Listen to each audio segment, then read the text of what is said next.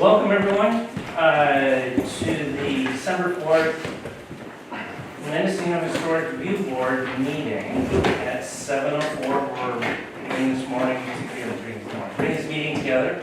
Thank you all for your help in setting up. It's greatly appreciated. The staff appreciates it or appreciates it. Just a quick rebrief. We met, so we're governed by the Brown Act, which means that we got to post everything so that we all stay in compliance. We met at 4:30 this afternoon, and we saw the two public hearing items.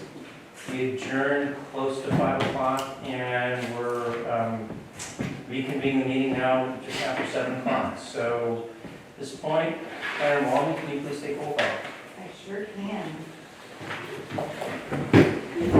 All right, Chair Rock. Present. Vice Chair Madrigal. Here. Review Board Member Sanders. Here. Review Board Member Holm. Here. Kapler, sorry. And for the record, we have Planner Waldman acting as the Executive Secretary, and we also have Mark Kaiser presenting this evening from Planning and Building Services. Thank you. Thank you. Can you tell me if we have proper notice for this meeting? Yes, we have been properly noticed. Thank you so much. All right, that brings us to agenda item number 4, which is the action minutes from the November 6th meeting. Do we have from our board any corrections, additions, changes? For once, I don't have anything. My jaw is dropped. Oh, do you approve the minutes? Second? Second. Okay, so that's a, Ollie did a motion, Alan with a second. All in favor, say aye. Aye. Aye. Opposed? None. Just, by the way, Holm is our, he's our reality keeper. And this is the first time, I've been on the board for 5 years now. First time Holm has not had any corrections to the minutes. So Jesse, pat yourself on the back. Impressive. Okay. Which brings us to our correspondence. Do we have any correspondence that has been received for items not on the posted agenda? No, we do not. Okay. Agenda item number 6, report from the chair. The only thing I have to state is I know we have a couple interested parties, maybe even a few, for our vacancy. We do have a board of 5. We have 4 present, we have 1 vacancy. So if you do have an interest, I know I'm working with at least one of the applicants, and we'll see what we can do. But audience participation, board participation is all appreciated, because otherwise we wouldn't get anything done. So thank you. That's my report from the chair. Agenda item number 7 is public expression. Review board welcomes participation. Comments shall be limited to 3 minutes per person on items not on the current agenda. So if you have something you want to bring up to us, something you want to talk about in the future, we can't go do a back and forth with you, but if you have something you want to bring up or let us know, we can put it on a future agenda. So is there anyone willing to or interested in public expression? All right, you seem very purposeful. We'll close the public hearing. We don't have any items in the consent calendar, so we will go to our first public hearing item, which is case MHRB 2023-001 form. History owned is the applicant, has been continued from October 9th. And I'm not going to introduce the item because Mark Kleiser, our planner, is going to do a much better job than I would, so please. Thank you. Mark Kleiser, planner for this project. This item was heard first October 2nd, and it has been continued to today. The board voted to have some revisions to the original application. I won't go over what was proposed, but I will show you here. Thank you, Mr. Beaver. What the applicant is now proposing. So there were transom windows above here that have been removed. So now we have these 3 sets of windows. On the east elevation, we have the window changed here to match more with the historical nature of the town. The barn door, there was a request to reconsider the barn door. The applicant has chosen to leave that there for now. And these are the changes that were proposed. If you have any questions, I'm happy to answer.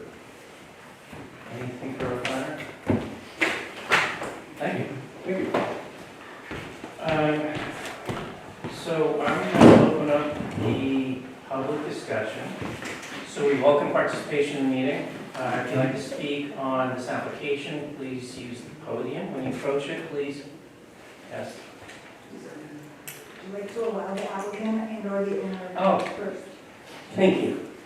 Yes, with the applicant or is, Yes, thank you. please state your name for the record.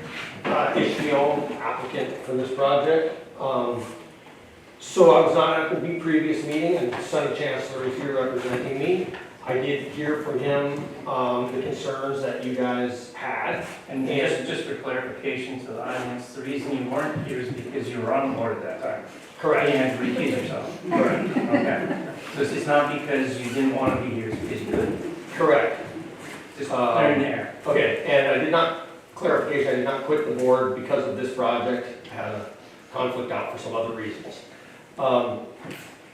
So in taking consideration, it seemed like what I heard from Sonny was that the main concern was there being too much glass and that there was a liking of the barn doors.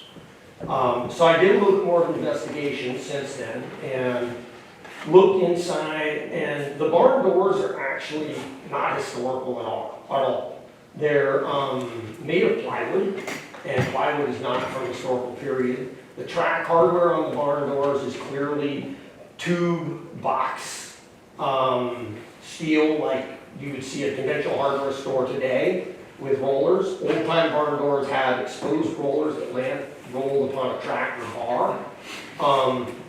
There's also existing framing in the wall for windows that have been there, and I have pictures on my phone, but again, the building has gone through many, let me put it this way, the building has gone through many modifications before it ended up looking the way it did. In fact, it was a blacksmith shop for a very long time that had a whole bunch of windows, and including an upstairs and a gable looking to the south. At one point that burned and it was rebuilt. It's more in the configuration that we see today. I guess those arguments to me aren't the arguments that I really want to present to the board. What I really want to present to the board is that historical preservation, in my view, does not mean trying to keep things the same or even how they once were. The idea of historical preservation is that remodels, new development, changes that come to our town will be done in a style that is in harmony with and matches, to the best of our ability, a time period of past. If things were just made to be stayed the same, our town would basically be full of like brothels and bars. There would be power poles running down the street. We'd have to hitch donkeys in the yard. There'd be no automobiles. You know, this is not where we live. We're faced with having to have solar panels on roofs now. Everybody's driving vehicles, electric car chargers. History isn't to be preserved. Doesn't mean we just try to live in the past or hold on to the past. I think that's the most critical argument, because I really think that what we presented to you guys, because we actually worked pretty hard on this design to come up with something that we think adds to the town character, makes that building actually look more beautiful, both inside and out. I don't think that this warehouse type structure, you know, if it was out of the town a little bit, it might look okay. But this is like center of our town. And having a basically boarded up looking structure just does not seem to me to be the highest use aesthetically or otherwise for that corner. And I think, the suggestion of getting rid of the transoms, well, I like that. Reviewing it again, I think that was a reasonable idea. It was probably too much glass. I mean, if you look at this wall of glass here, it's pretty imposing, but we have designed our windows to look historic, just like all the other windows in town. The change we made to this side, I think also added, because it tied us around the corner and made this look like one unified building, rather than before we had kind of a desperate, really different looking storefront. And I think this really ties it together and has made it look good. Any questions? No, at this time, thank you. I'm sure we'll be calling you back up. So All right. I won't go no anywhere. longer up for potty break yet. All right. Thanks.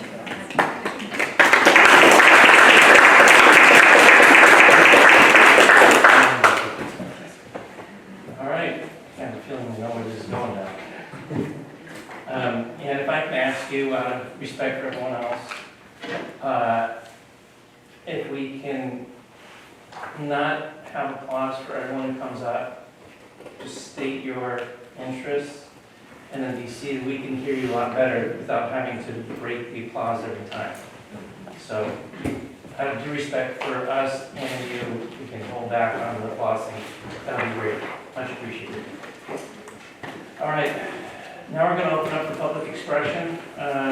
You can speak for 3 minutes. We will have our staff at the timer. We'll notify you when you have 30 seconds left. Is that correct? Okay. If you're interested in speaking, please come to the podium and state your name for the record. We are keeping track of this. And please raise your hand. I'll call on you and we can bring our audience up. Sir? Good evening. I'm Anthony Crowell, long-time Mendocino resident. Seen a lot of changes and everything.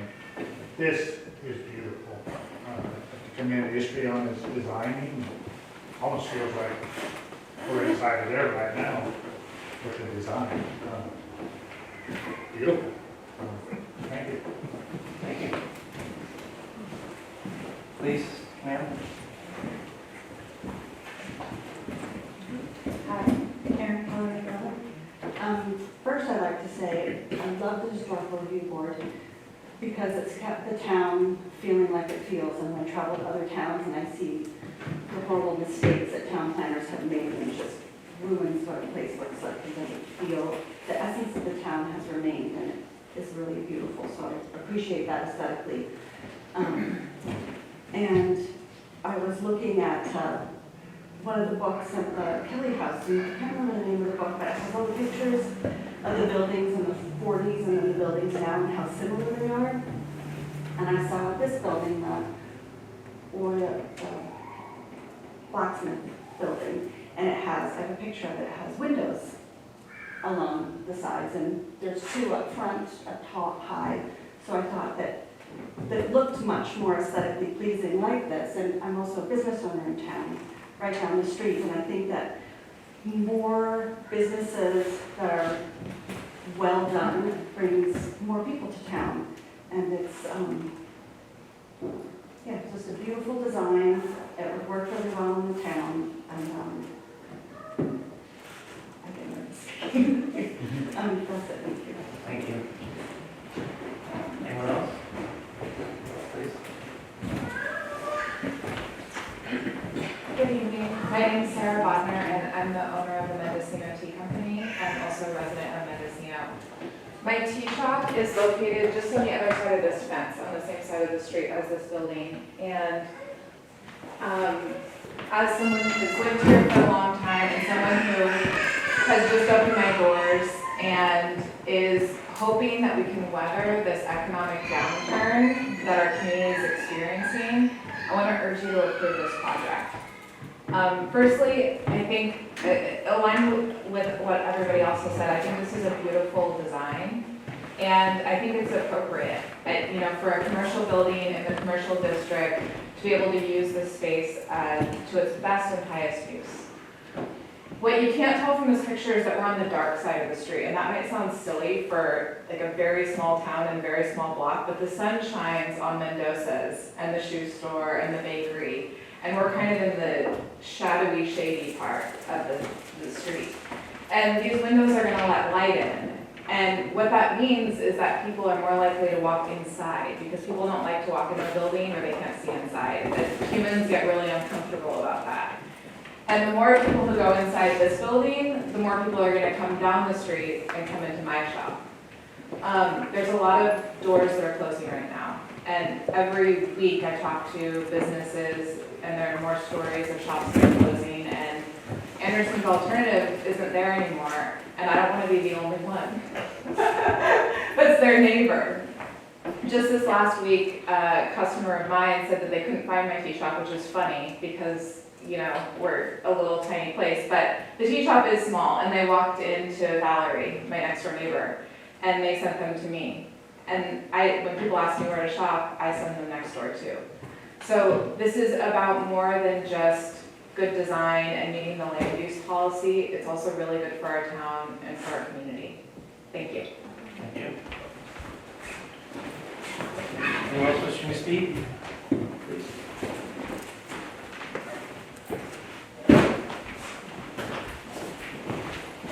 Hi, my name is Susan Keller, and I love our little town. I think it's a wonderful little town.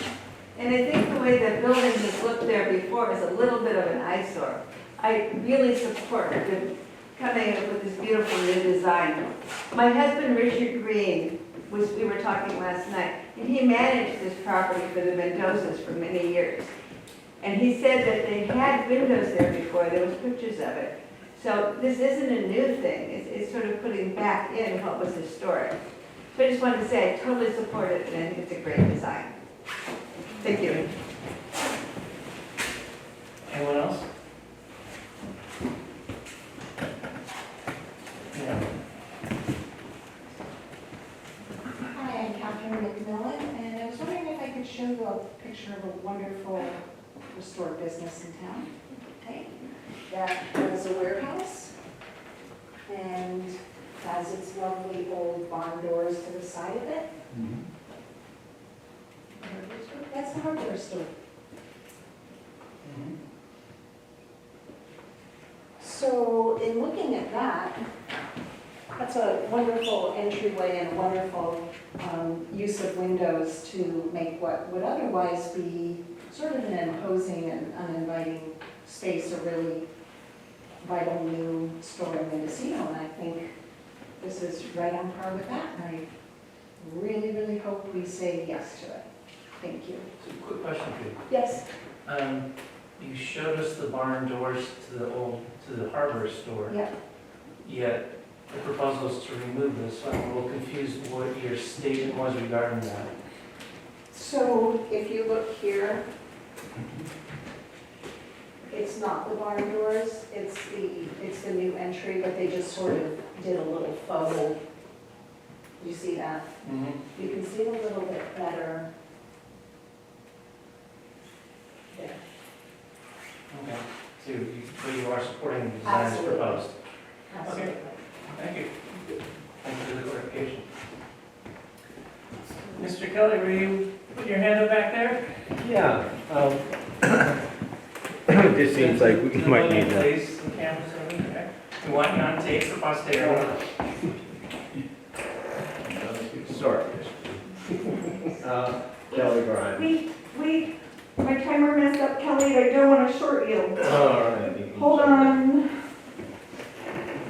I'm sorry. You don't think he's gonna be long-winded, do you? I don't want to make him feel shorted, and I don't want to make him feel cut off or extended, so I'm sorry. That's okay. Okay, done. There we go, Kelly. All right. Yeah, so I heard a lot of comments tonight, but nothing about the value of the historic building that exists. What I heard was basically a pile you know what, and it needed to be moved out of town. And replacing with it is, I agree, a lovely building. But this is a historical review board. It's not an aesthetic review board, it's not an architectural review board, it's a historical review board. So my understanding is that you're supposed to look at the existing building with some value. And, you know, we picked up on none of that. What, we could keep these doors and do like, thank you for pointing out the hardware store. They kept the doors, they put metal siding, which was from the original roof, and then you open that and you expose maybe a bank of 3 windows. 3 sets of 3 windows. The only place you see that is at the boutique stores. You're taking a warehouse building and you're turning it into a boutique store. And whether you think that's aesthetically pleasing or good for the community or good for the financial, the economic well-being of this town has survived for a long time with a warehouse-looking building. So perhaps what we should have done was kept the transom windows and get rid of these windows. The transom windows, like here, you know, that would give you a quality that it's a warehouse. There's something on the wall, but there's light coming in from above. I agree, it's south facing, there's going to be a ton of light coming in. You could do something similar here on the front. You could keep that sliding barn aesthetic, and you could open it up, and you could open up half of your wall and have this all glass, just like you have here, just like you have here. But it's kind of like you want to just take this and say it's not worthy of where we're going as a town. And what we were here tonight is because we're trying to maintain the historic integrity of the town and move forward and make it financially viable. You could do that without turning it into a boutique. Thank you. Thank you. No need to clap. Before we circle back, anyone else wishing to talk? Yeah. Come on up. John Paul McMillan, been here a long time. Actually went to school in this building. And seeing as how there was windows in that building, one sort or another, and dark places are no good in the world. We all need more light, especially going into these times. So I think this is a great idea, good design. I grew up kind of hating tourist trap stores and tourists, but you know, there's no fishing, there's no logging, there's a lot of things that have fallen away, and that's what we have. And if we can do it well, why not do it well and help our town and help the people who have the energy to help our town. So I say let the light shine in. Thank you. Thank you. Anyone else who has not spoken yet? I'll speak. Please.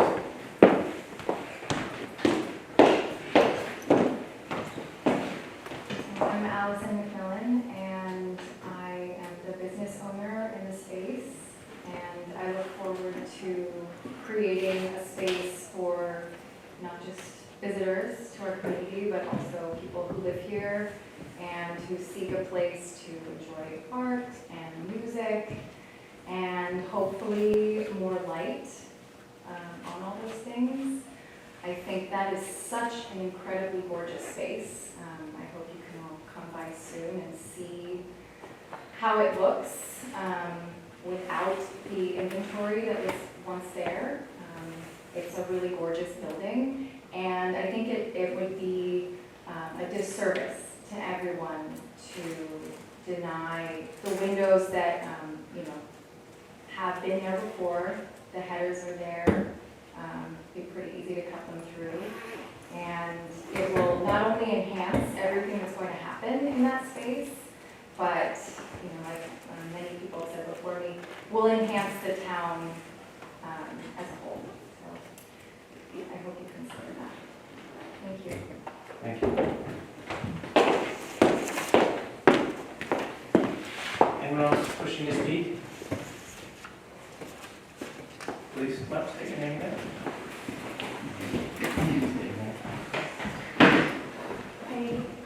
So my name's Taylor. I actually just moved here. Taylor, do you have a last name? Oh yeah, Taylor Riggs. Sorry. So I moved here about 3 months ago from Phoenix, Arizona. I've never been to this town before and had no knowledge of it, but I had friends who invited me in and just told me what a wonderful place it was. So I took the jump and came here.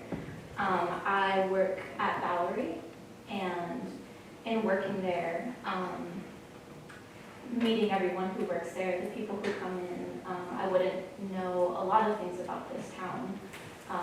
Getting to work there and hang out with everyone there, I've learned about more of the history of the town and the value of this place and all the ebbs and flows of what it's become. And I think by adding the windows, we're going to create not just a boutique, but a space that people can share those values, the history of this place, and allow new people for me to come in and step in and figure out where I can find my place. Thank you. Anyone else wishing to comment? We're going to repeat offenders, as I'll stop. please. Yeah, my name is Julian Lopez. I just wanted to touch on Kelly's point, saying that the town survived with the wall the way it is, the way it looks in this picture right here. And just like to emphasize that the framing is there for windows. So the windows were there. They are original. I mean, it's not like the place has been rebuilt without windows. It was built with windows. So it survived with windows. Now it doesn't have windows, and all we're trying to say is bring the windows back. So I think that kind of refutes his kind of idea that the town was surviving with just the side. So yeah, and I do think it will add value to the building, and it'll add value to how we bring in tourists and how we enjoy the spaces here. Being a young guy living here for 7 years now, I'm starting to feel this momentum of life for younger people, and this is one of those steps that I think will bring just a slice of that, and emphasizing that they were there before. You know, so whether this design is what you guys agree with or not, we're trying to stay historic. You know, and all you guys have to do is look inside. They were there once; they can be there again. Thank you. I see your hand up, but hold on a second. I want to open this up again to anyone who hasn't said anything yet. Okay, I'm going to invite 2 other people, and then we're going to close down the public. So Aaron, you have your hand up first, and then Kelly, you can come after her. Please. Aaron Keller again. I realized I should have shown the picture of the building with the 3 windows on the side. I hate this. Yeah. Sorry. So there's the windows, 2 stories, and 6 windows on that side. And a gable on the roof. So here's the building. This is the side, and 2 windows up top in the front. This is from the 40s. Sometime. And it looks like maybe that the building, it seems like you could see through the roof a little bit through this top window, like the building at the front and everything was just boarded up, but it obviously had, that's how it's built, those windows. So for the record, we're looking at a picture of the building in the past with a power pole, so it's done before undergrounding. And there are 3 fairly symmetrical windows facing south on the first floor, and 3 other windows on the second floor. And then 2 in the front. Do you want to see this, Chrissy? I would actually request that you email us that picture, because we don't know the source of where that picture came from, and it would be great for the record for the minute. There was some card, and if you could show Mark so he could see it. Thank you. It's just, I went to research at the Kelly House today, but they were closed, but I looked through all the books, and this is, I found one. Would you like to see? Sure. Thank you, Erin. Thank you. If you could please email that would be I'll do great. it right now. Wow. Totally different. And I guess I have 2 up front. All right, Mr. Grimes. And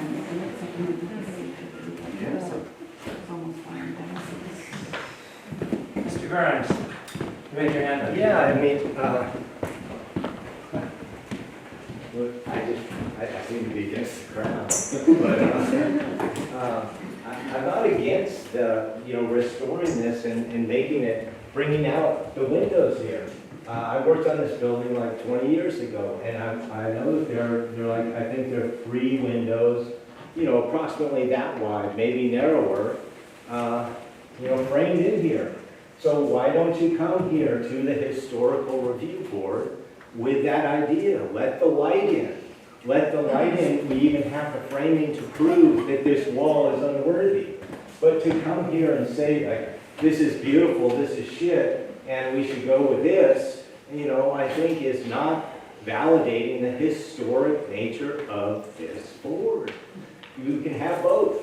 I'm not against the prosperity of the town, but do it with a certain respect for the past. That's why we're all here, and there isn't a McDonald's.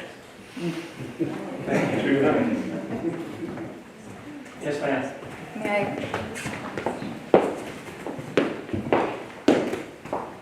I'd just like to add that I grew up here and left for a little over a decade. And I'm sorry, Allison? Allison McMillan.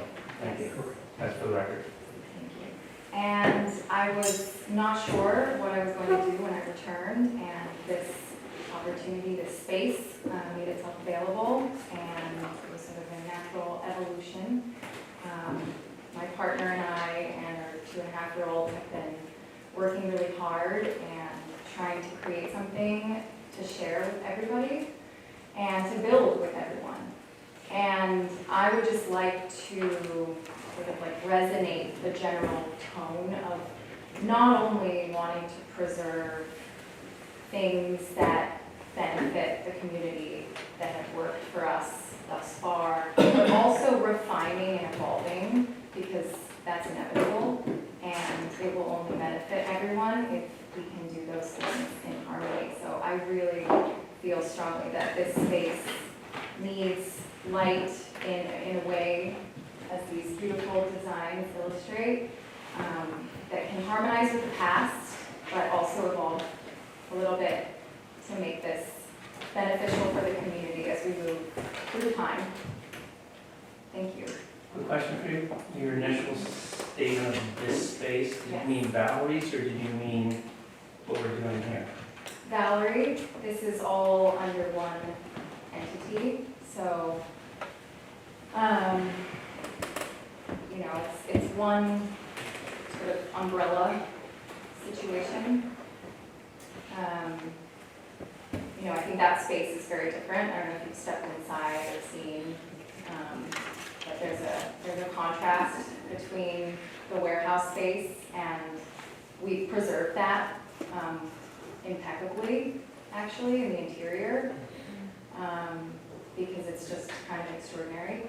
I think many other people might want to throw up a bunch of drywall, but we've got like the original plywood, and it's quite beautiful. So, does that clarify Yes. for you? Okay. Thank you. Thank you. Sir, come on up.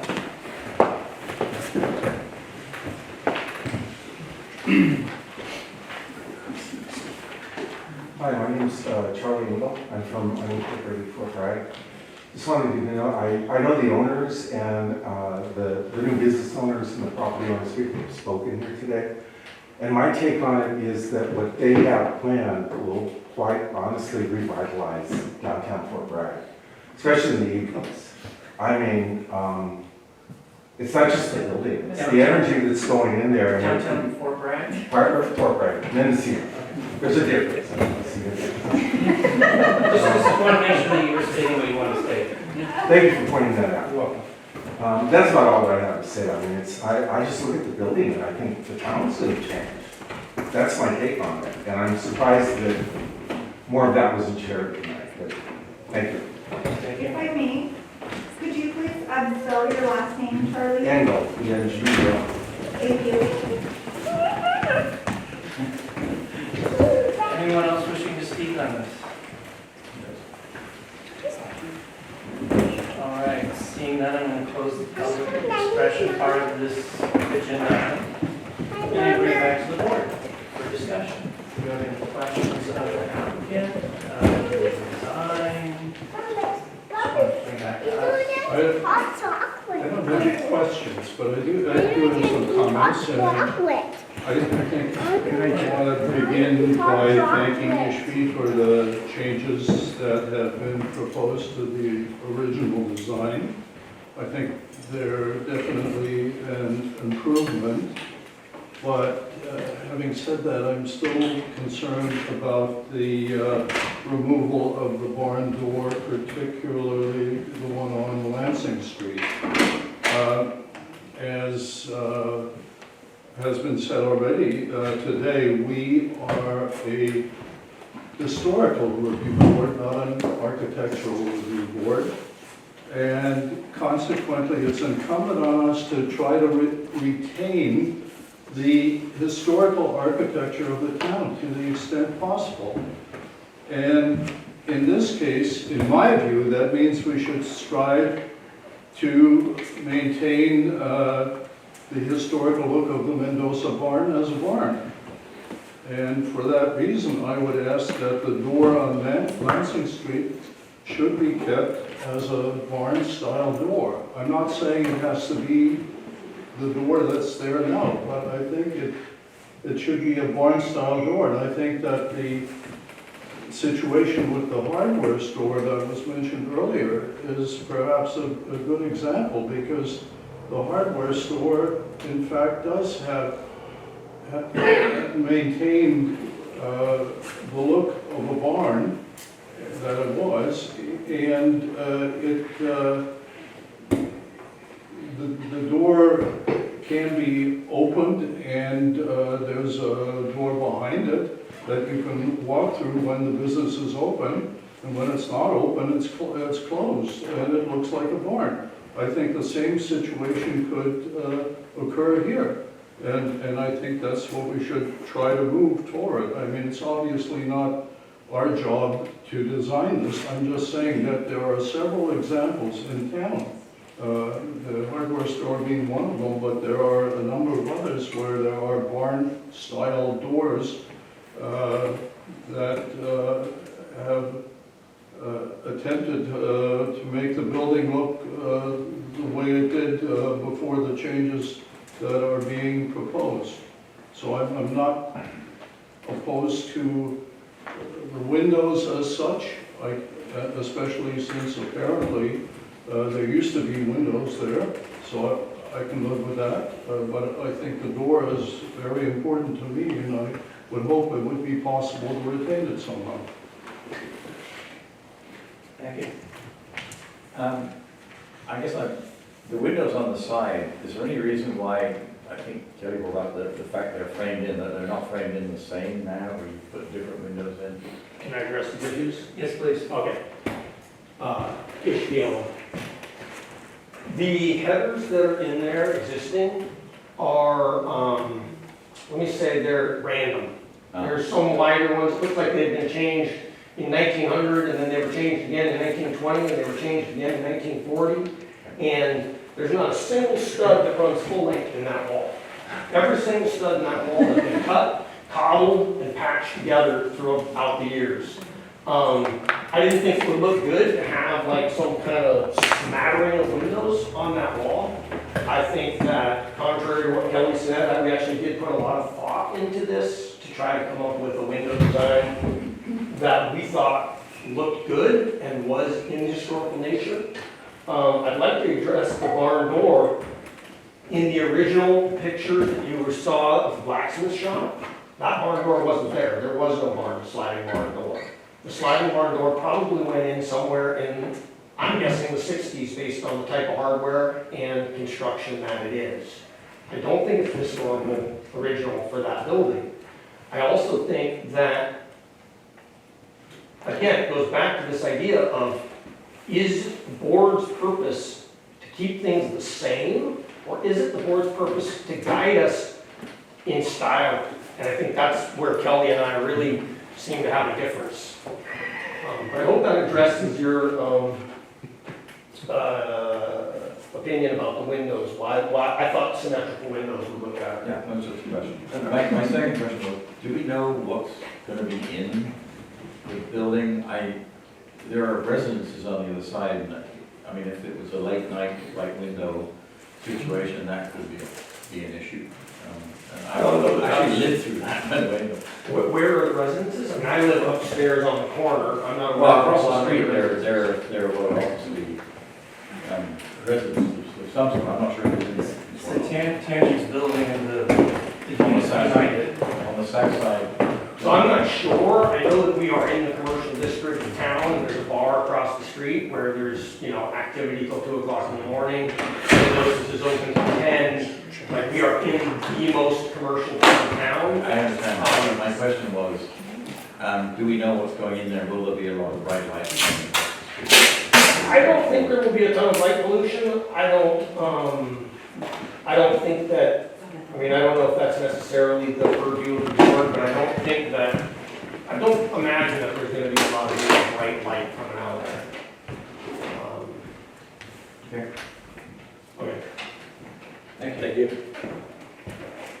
So I actually like this window design, and I think it is in historical keeping of, clearly what it was and what, I think it reflects, I think it melds with the town, like to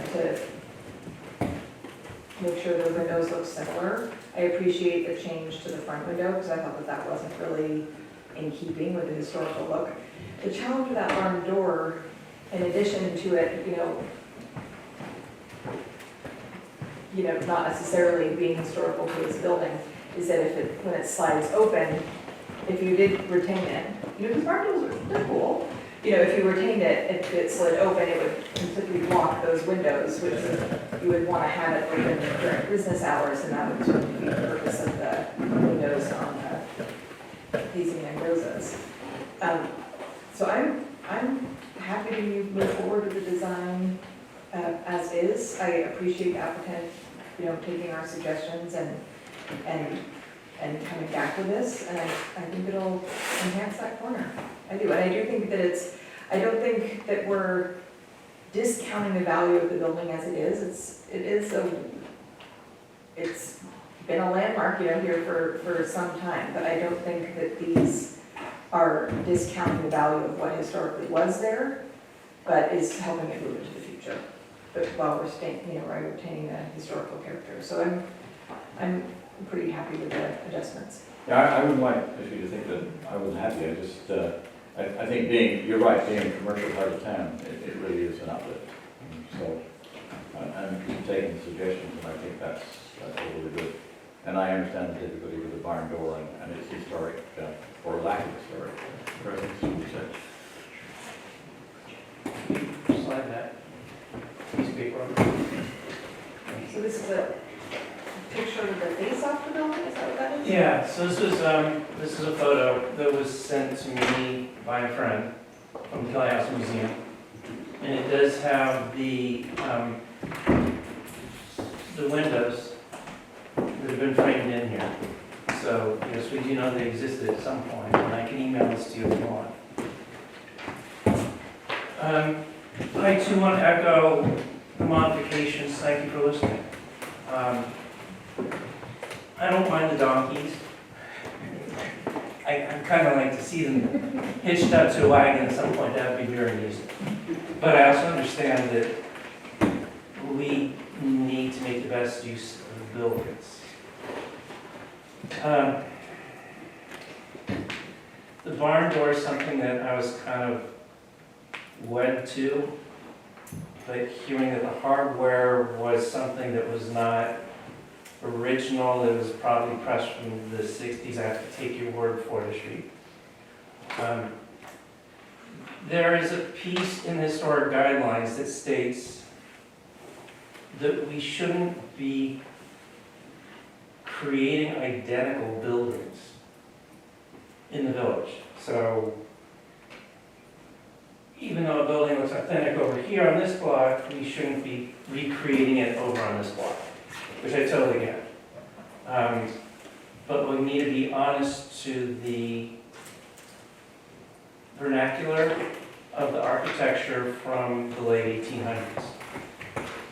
So I did have a thought about that barn door on the east side, or if it had a big piece of glass in it and you rolled it over, you could still see you can get light through those front windows.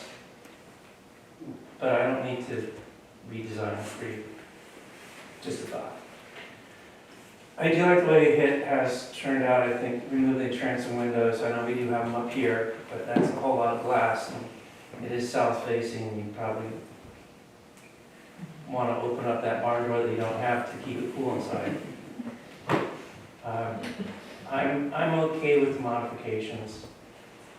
And it has, like every other building here, it's gone through so many iterations. Alan was telling me about how he was Little Brazil who you're making the nail. Yeah. So this was a barn at one point, and Alan was learning how to make a nail from Bill Brazil, who's a local. And it took you 2 hours to make one now. Much of my chagrin. But I mean, it sort of goes to show that things are being used and reused. The next application we have is the old Shell building, and that's gone through, God knows its iterations. So if you want to put a charging station, you can do that. And go from the donkey to electric car. But I'm okay with the design. I would have loved to see the barn door kept. But I can live with this. It's not going to be a barn. But I think we do not. I too have been hearing and seeing businesses close downtown. And it's not the easiest time to be a business owner. So if this is going to bring some more livelihood downtown, that's the best use for it, highest and best use, I can support that, I think. Great. I'd be willing to make a motion, but we saw this previously, which had the conditions, and I don't see the conditions in our current. If I make it the chair, the conditions would remain the Yes. same. Okay. And any new conditions, we could add those this evening. And the one, Those conditions are agreed. Actually, there's one other question I have, and I was trying to figure out why we had attachment P in here, and what that is. What's the light? Or example. of the light. Downward facing Example lights. of the light, yes. Oh, okay, I got you now. So I would move approval of the current design with the conditions that were listed previously, which included like the roofing and other things that we kind of agreed on. If I may, through the chair, I'm realizing that I should have brought the October minutes that are approved. I could look those up and read the added conditions for the record tonight, because I don't believe that the conditions are properly noticed in the packet. Right, they're not in this revised one. I think the only conditions we had were, we agreed that the metal roof could be a comp shingle roof. I think everything else is pretty much boilerplate, is what you guys always put in staff reports.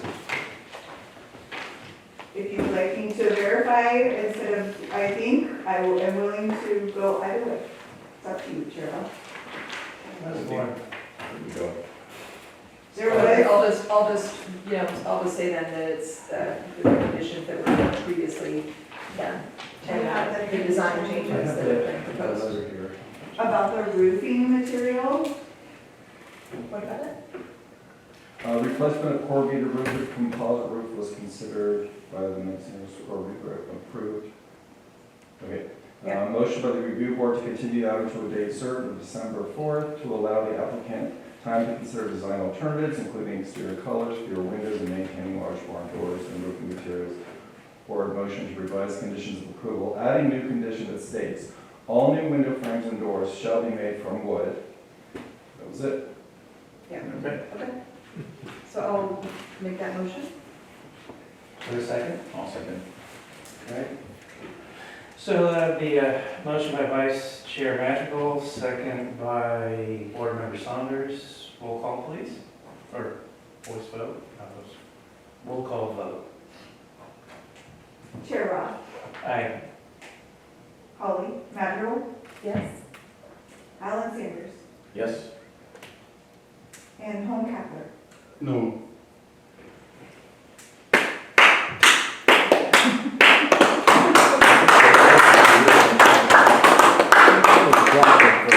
Okay. Thank you. We are going to move on to our second public hearing item. I could pause for a minute or two if anyone wants to, they feel that they don't want to stick around for that. Roofing. It's usually good if motions people from out. And thank you all for coming and participating. We appreciate it. Great to hear more. Also, thank you everybody that helped set up.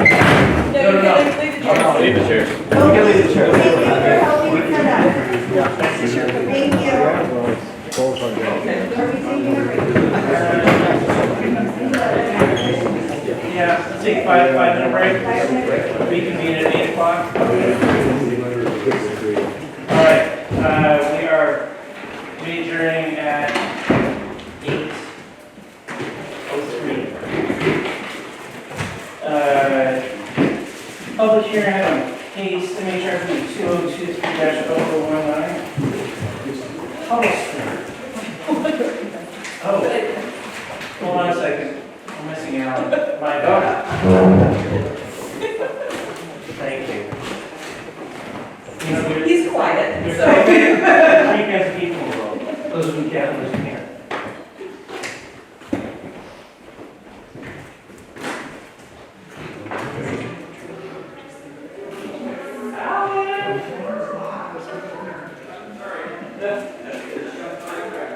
That's okay.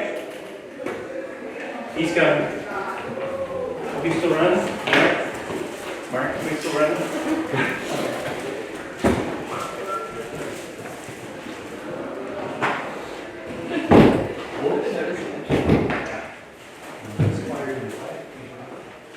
All right, once more, agenda item 9D, public hearing, case number MHRB 2023019, Holliston.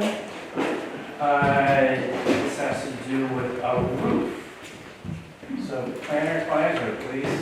Yes. The staff report. Very good. Mark Kleiser, planner on this project. This project is addressed at 10450 Lansing Street, assessor parcel number 119-23605.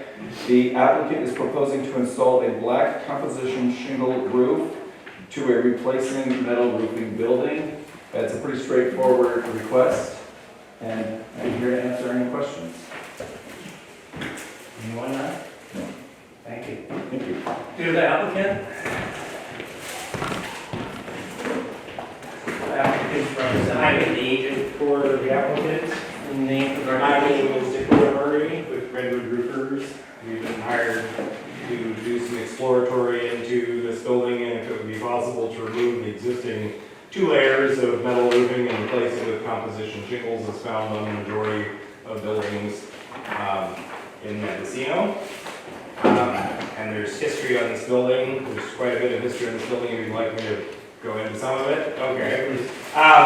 So this here was actually sold, the first initial building was sold in 1877 by William Kelly, and he sold the building to the Schwitzer and Boyd, and they actually had a library and a feed supply store on the corner here, and that was the building that existed here until 1923, when Mr. Daniels actually tore this building down, and they started to construct what is known now as the Shell gas station.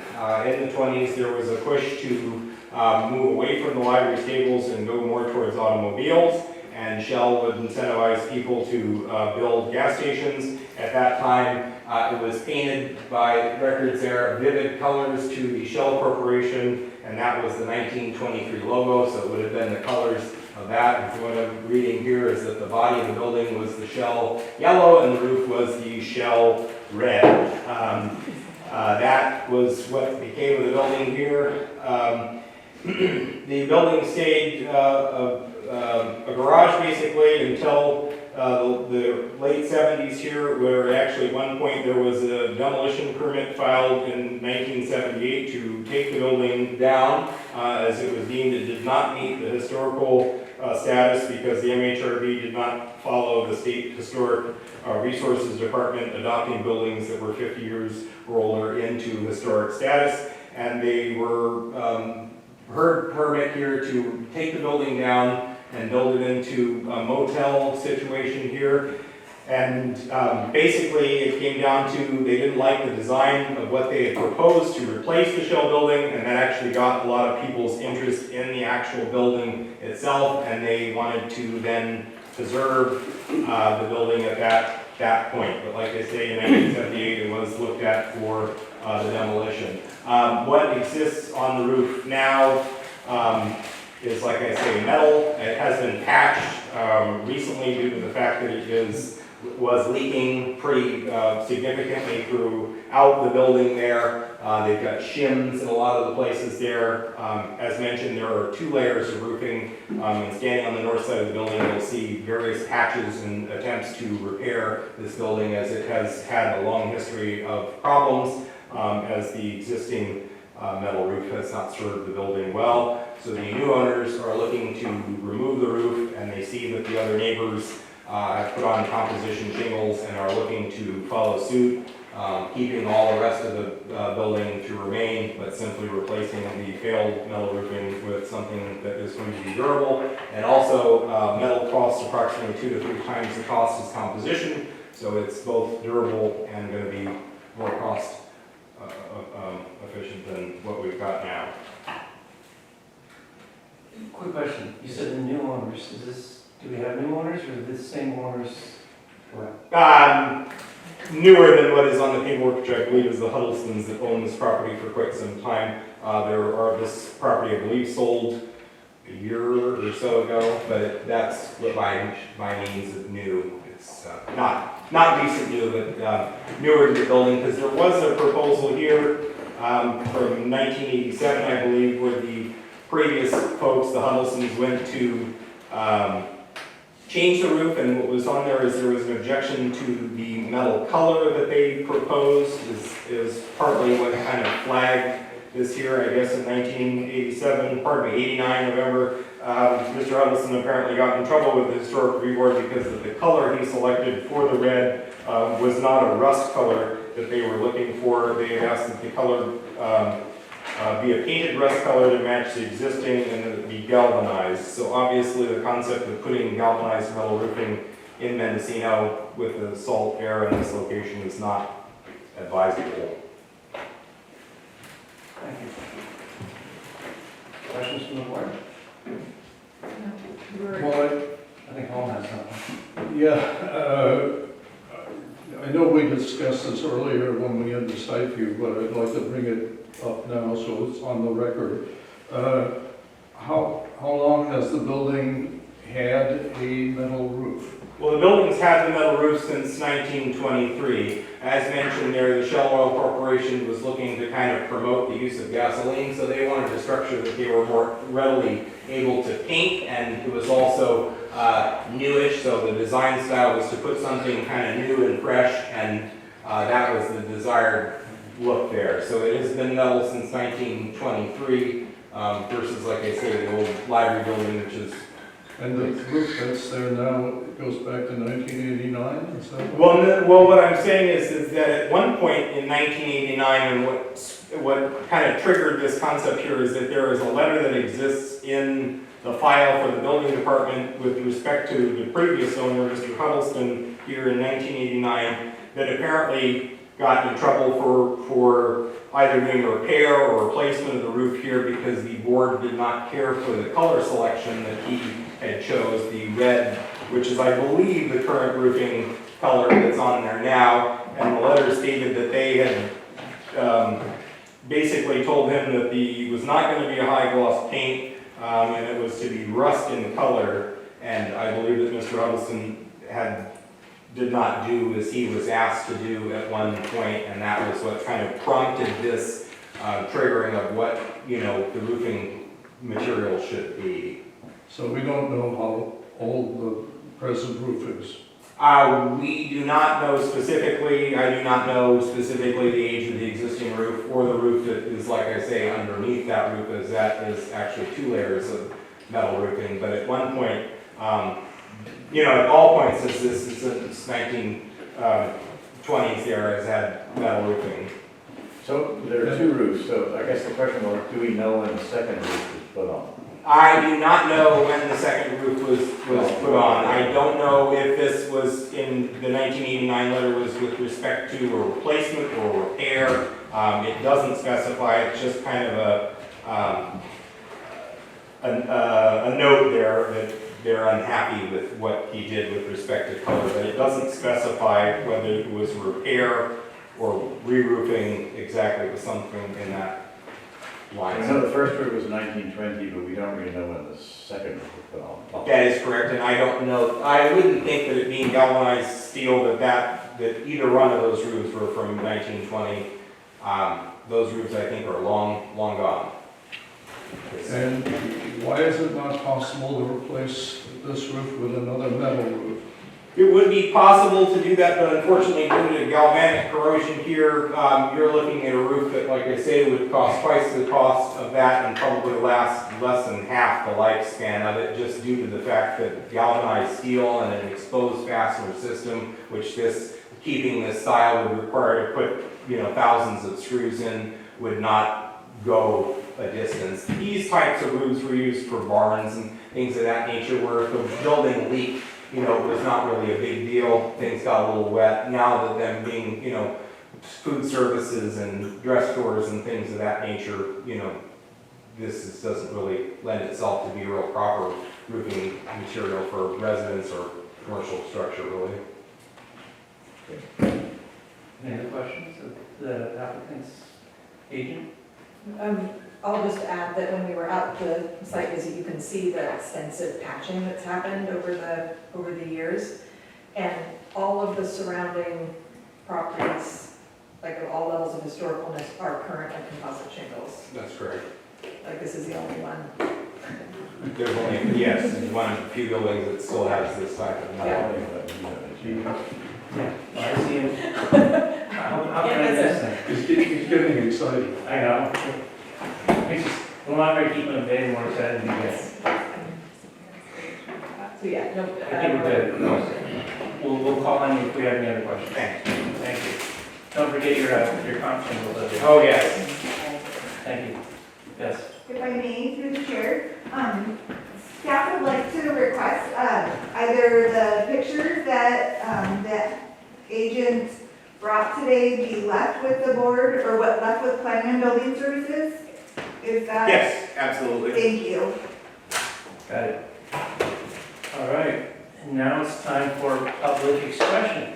If you wish to make a comment, please come to the podium and state your name. And you have 3 minutes.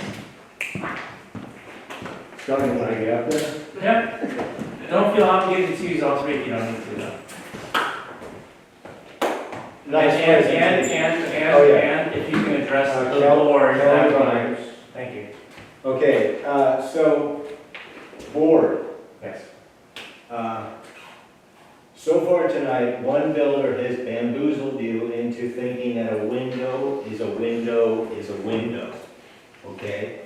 And you approved a project where he replaced vertically oriented windows, which it talks about in the guidelines in several different spots, with a horizontal orientation of a group of windows.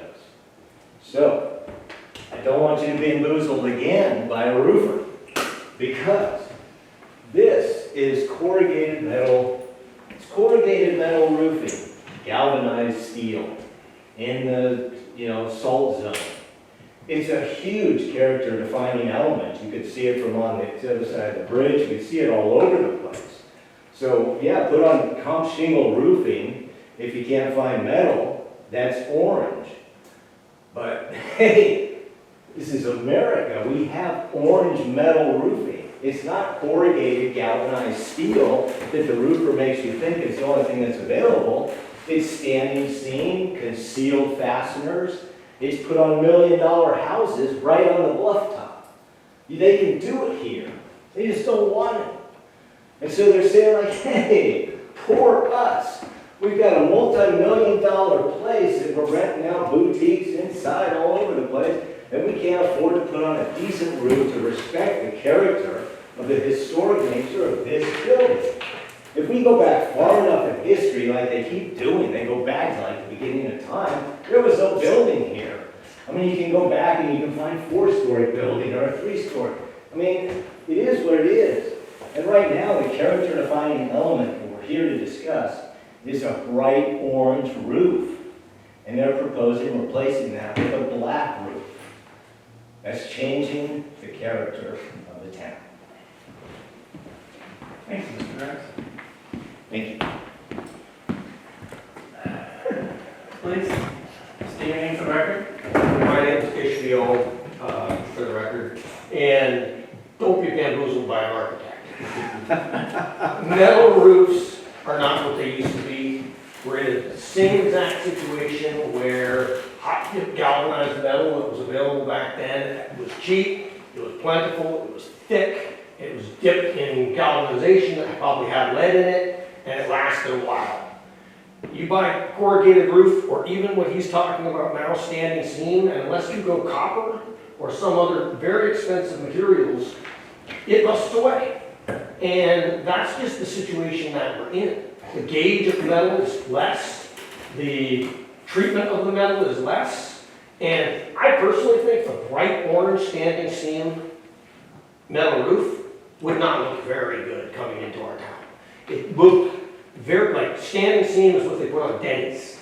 It's not going to give you a good historical look.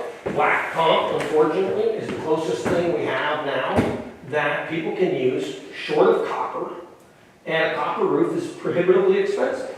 So I encourage you guys to go with the practical solution here.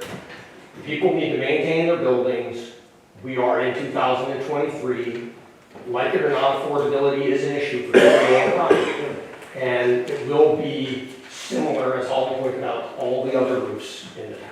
Thanks. I do just want to add briefly that we did discuss metal roofs, we discussed standing seam roofs, but when we were out on the site visit, but standing seams are not they're not historically, they don't look like galvanized roofs. Basically, I actually like standing seam roofs, like out in the wild, the wildfire zone, because I think metal roofs are great, and I think galvanized looks great, but it is not working in this location, and I don't think doing that would, I don't think that would stick with the historical character. And we were discussing the color. Do you want to bring that up? No, you still have open expression. So if you haven't spoken yet, and if the two of you want to take this offsite, you can arm wrestle it, that's great, but I please think don't. you should sell tickets. Pay for the new roof, right? Yeah. Sir, name for the record. Malcolm McDonald, and for the record, Ishby was a whippersnapper when I was already in college, and this building wasn't here when my family was first doing business in Mendocino. And my dad took his car to what was called Terrell's garage, his first car in the 1920s. And I will say, when I was a child, we made fun of what the shell garage looked like.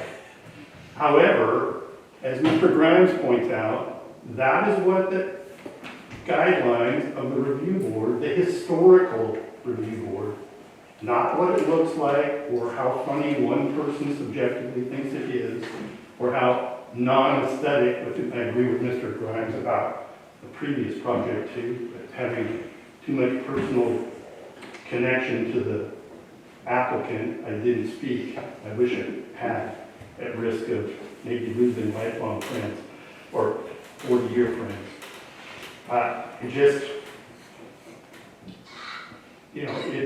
It's the shell garage. That's what the original MHRB wanted to preserve, was that look, not some gray roof, facade, anything else. So, with all due respect to Ishby, I'm not buying it. Thank you. Anyone else wishing to speak? Yeah? I'm sure we're gonna have a couple questions for you, so hang tight. With that, I will close the public expression. I'll bring it back to the board and we can ask the applicant. I think, Holly, what you were getting to was, you and I kind of had a little conversation after we had seen it, and we looked at it, and I think you and I are probably on the same page. There is something iconic about that roof. And I am going to turn, which I usually don't do. A standing seam metal roof, to me, I don't think of Denny's, I think of multi-million-dollar houses in the woods, in Aspen, and places like that. It's a beautiful, elegant solution, and I don't see this wanting a beautiful, elegant solution. I see it wanting to be the show building, because it's not going to be the library it used to be. That being said, I just don't think the corrugated metal roofs are the right solution. It's not going to last, it's not going to hold up. But what I would be interested in, call me silly, a comp shingle roof that's more the color of the original Shell station, which would bring us back to, I mean, if you look around, everything has a dark gray, black comp shingle roof. This, at least, if we maintain the color, would stand out as it has, and I like the color contrast right now in the building. That is that kind of red against a dark wood. I think a black comp shingle will just be very blah. And I know we're not the aesthetic review board, but something in keeping with what is there, that it does make the statement that it has in the past, could be very interesting. So the question is, would Well, the here- applicant be open to a rust colored? Let's hear everyone else. Go home, go for it. Here we go again. It looks like I'm going down the flames for the second time tonight. But this is a Category 1 building, one of the few buildings that's left in town with a galvanized corrugated steel roof. And as I have mentioned, and Kelly and others have mentioned, this is a historical review board, not just an architectural review board. And consequently, it's incumbent on us to try to retain the historical architecture of the town to the extent that that's possible. In this case, I think it's very possible to do this. The only argument I've heard against it is really cost. And let's be frank about this. This is not something that we look at in other cases. We don't say, yes, we agree to vinyl windows because they're cheaper than wood windows. We don't say yes to vinyl siding because it's cheaper. Yes, this may cost somewhat more, but this has been a metal roof for about 100 years now. I don't see how we can agree to move to composition shingles. It just doesn't fit what has been part of this town for a very long time, and it is an iconic building to boot. So, in view of the historic nature of the building and the roof, I find it impossible to agree to replacement with composition shingles. That's good. Yeah?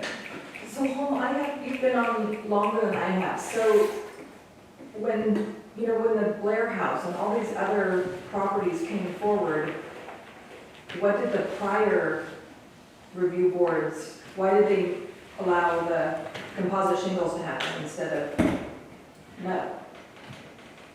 Boards before me. Well, yeah, I don't know of anything that's happened since I've been on the board that has been like this, except for the exception maybe with regard to the Mendocino barn, where we just voted to substitute shingles for metal roof. And I think that was a mistake to begin with. It's somewhat different than this case because there, planning and building services made an error and allowed half of the roof to become shingles, and then we've said, okay, let's let the rest of it be shingles. But as far as the Blair House is still wooden shingles. And there are a number of houses in town Right, that are yeah, still right. wooden shingles. So, I don't know of any other examples that fit this situation. Dakota, can you come up, please? Yeah. So, within this room, you were probably the single expert on roofing. Because I think you've done this a couple times before. We've been here before.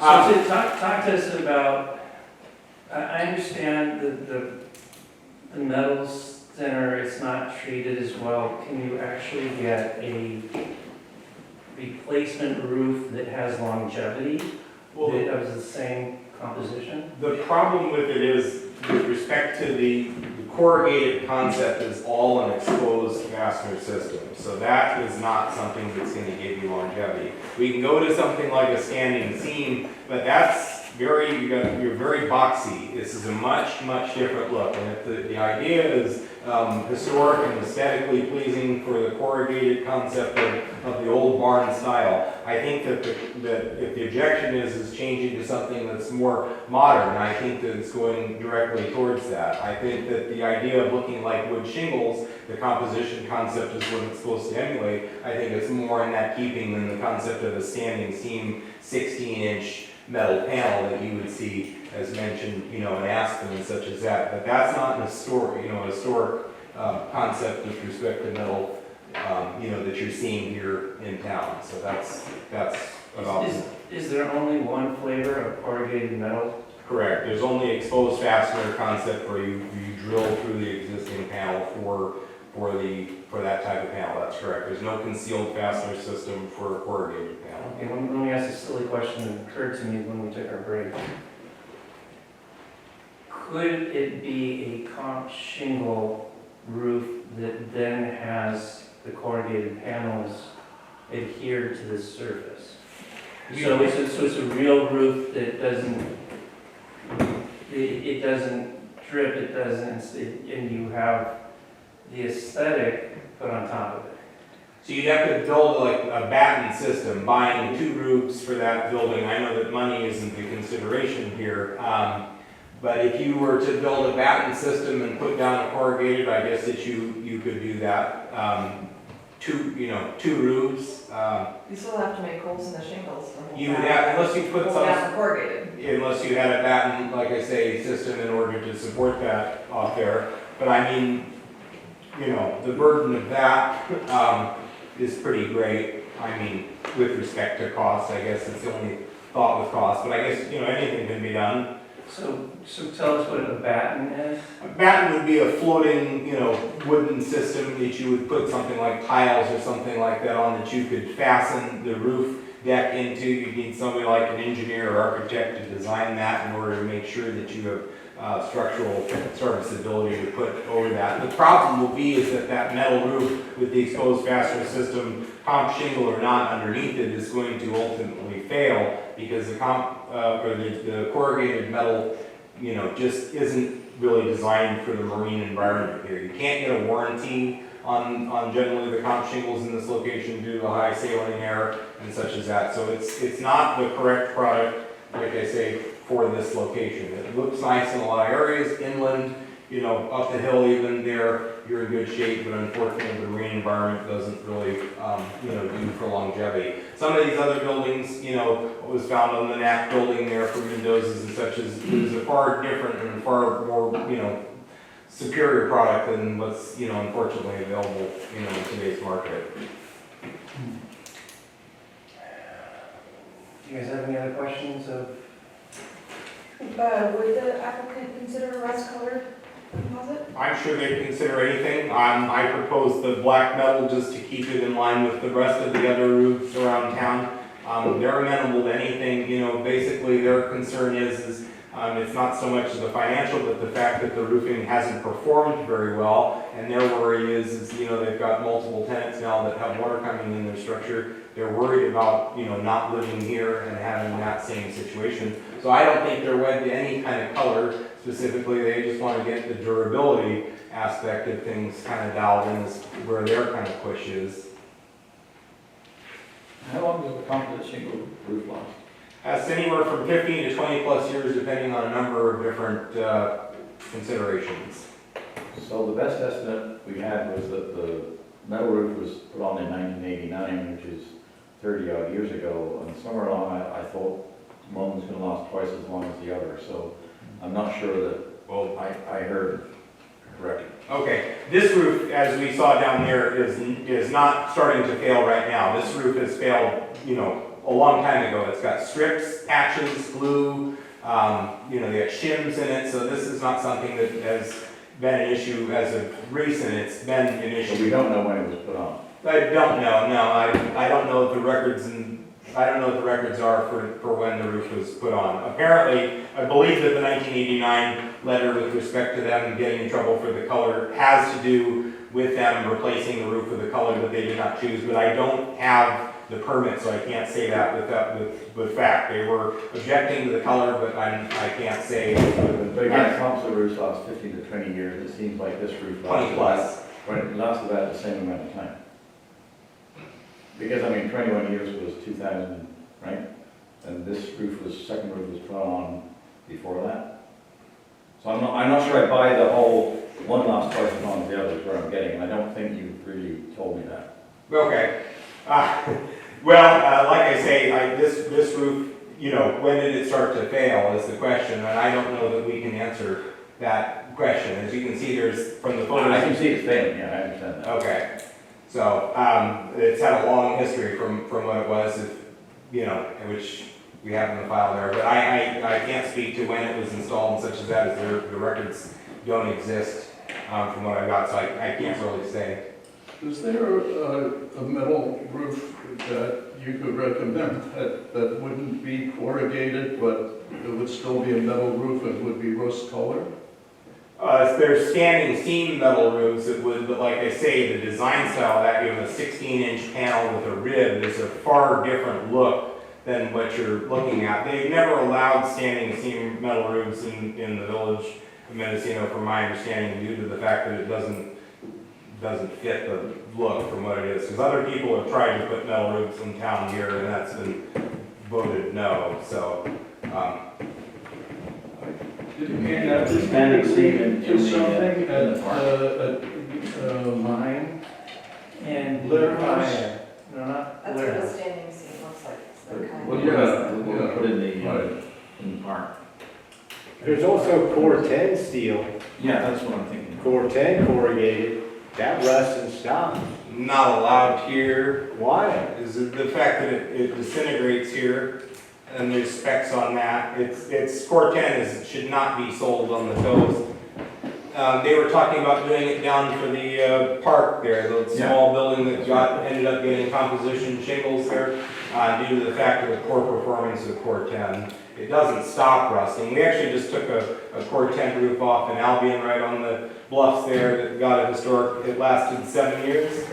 I can speak to that. We put a core 10 roof on 6 years ago. That's gone. Yeah. Okay. It just doesn't do. But So I do wanted to say briefly also, I mean, I'd be interested to hear what everyone's thinking, but one of the negatives to having a 4-member board is if there is a tie, that means it doesn't happen. That's why we want to get another person on here. I don't know how it's going to go, but I decided to put that out there. One thing, didn't we agree at the last meeting to it's called standing seam? The metal roof on the house on 4th Street? at the last meeting. That one is the one that's outside of the? Yeah. I think it was, or my thinking was that that's out of the main historic area, like I did, Yeah. so it doesn't. Doesn't count. I mean, but to be fair, composite doesn't, match the historical character. So I mean, it's kind of a rock and a hard place in the sense that, corrugated metal is what is there and is failing, but the modern equivalent of that doesn't fit. I mean, that's sort of one of the things that's tricky for me. I do like the corrugated metal buildings, but a roof that doesn't keep the water out is a problem. Mr. Gray's, I you're not in the right one. it's hard to miss. If I may, Yes. Mr. Chair, just for the record, there was sheds on the Blair House property, not the Blair House, the historical categorical one structure, in the past that had an alternative roof material of metal. And then, yes, the Bond project that we did a site view to was conditioned to have a matte finish on that single-story residence that we did a site visit and you guys approved at the last hearing.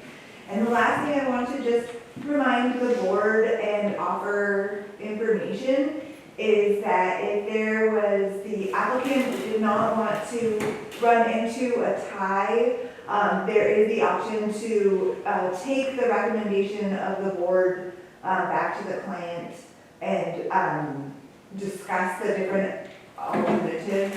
If you were worried or they were worried of a tie vote, that So there would be is, continuation.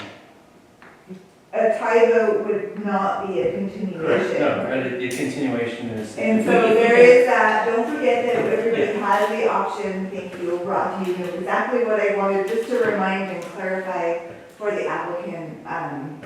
Instead of, if it be a tie vote, it could be a denial versus a wish to continue to take back to the landowners. Clients would be interested in any kind of continuation going forward, for sure.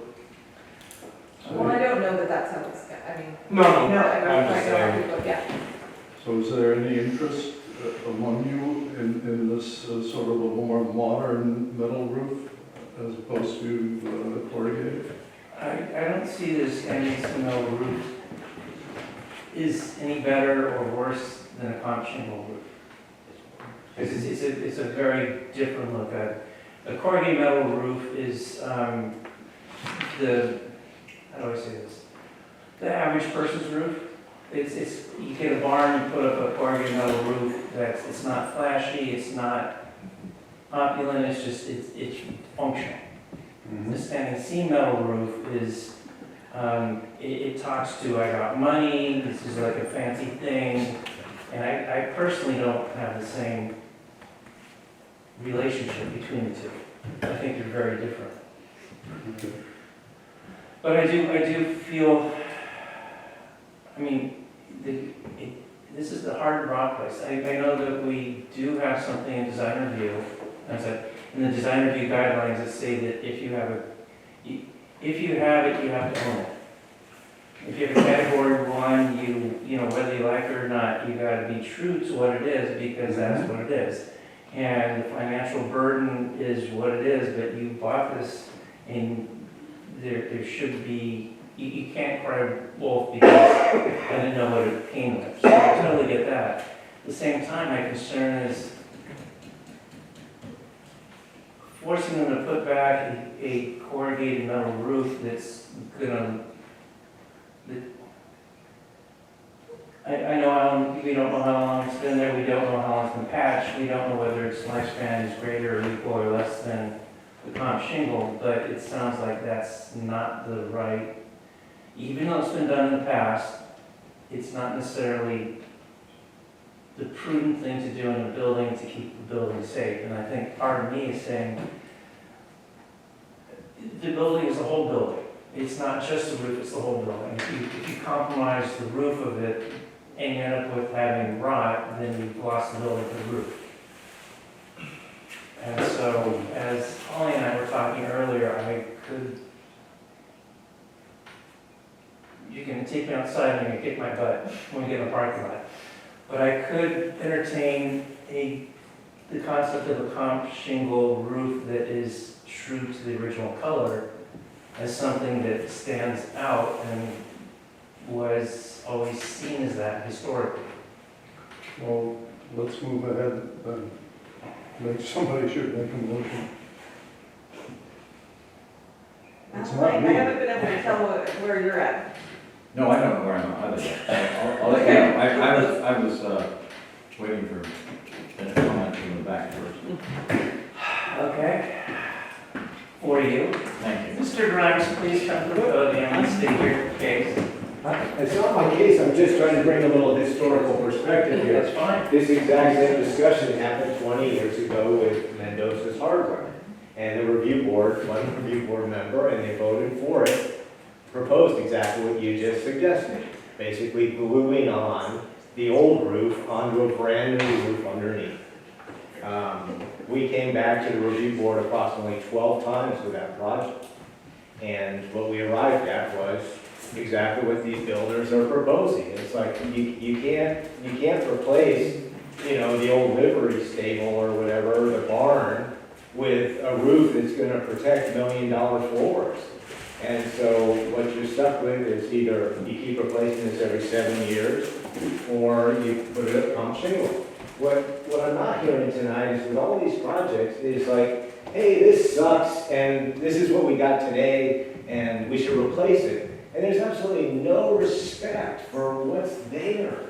It's like, as I recall, the south side of this building is a walkway now, and it's a covered walkway, with doors and glass and all that stuff.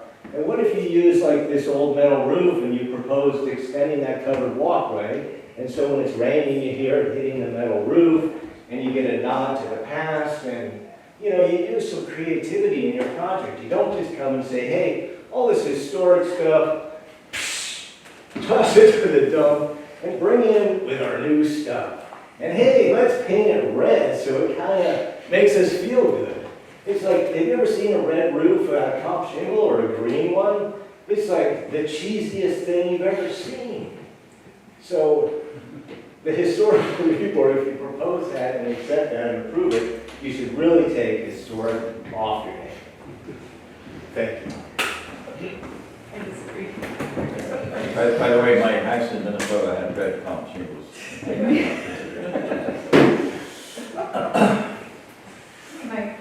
I'll be really brief because I just want to put a sign up, but since I'm still here, my name is Sarah Bodner.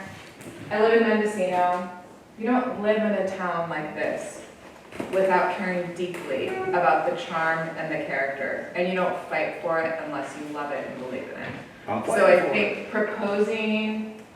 finding practical solutions, you guys are in a tough spot on this one, I don't envy that, but proposing pragmatic solutions to keep moving forward doesn't mean disrespect to this town, and it doesn't mean disrespect to every person on this board and the tough jobs you have to do. Thanks. If I may, we could share real quick. Yes. Just wanted to bring up, in 2021, it was Corton standing seam roofing that was used on the Blair House cottages. I don't know if that is a different style, perhaps that might be considered. Standing seam And is. they're tucked behind. Corton, Yeah, it's the Standing seam on Corten, the roof is. because it has a rust color to it. Okay. That's the A idea. standing seam on the roof is a standing seam. Apparently just for 7 years. And you can Lost change. 7 years, did you say? That's what the There was saying roofer said. anecdotally. And go.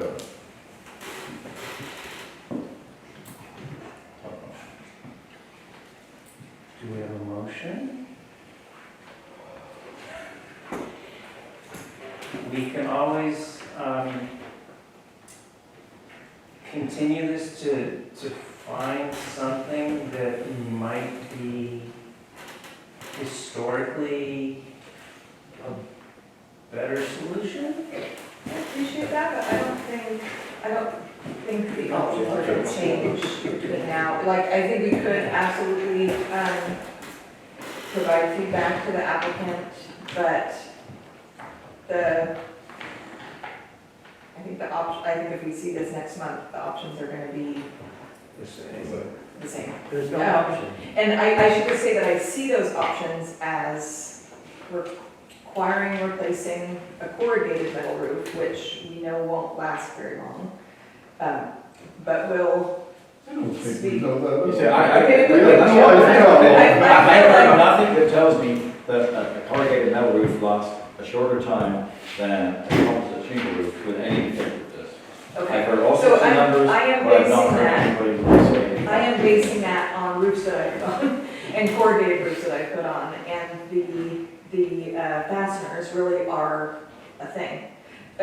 Not even with them rusting out, but just leaking, just frankly, so that's just based on my personal roofing experience. I've also done metal shingles, actually, which did not work very well, but I sort of see the primary options as we require the applicant to do corrugated with whatever that entails, or we allow for this composite shingle. And I like the idea of having a rust colored, because I do think that having this building is set apart from the other buildings, because they do, it does have, currently, the surrounding ones are black, but I think it would be better to, to have some variety in that.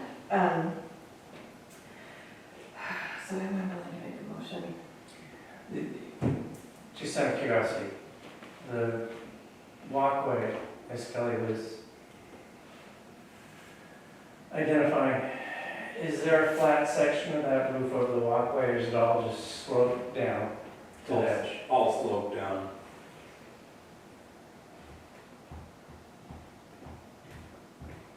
But there is an uncovered walkway, right, south of it?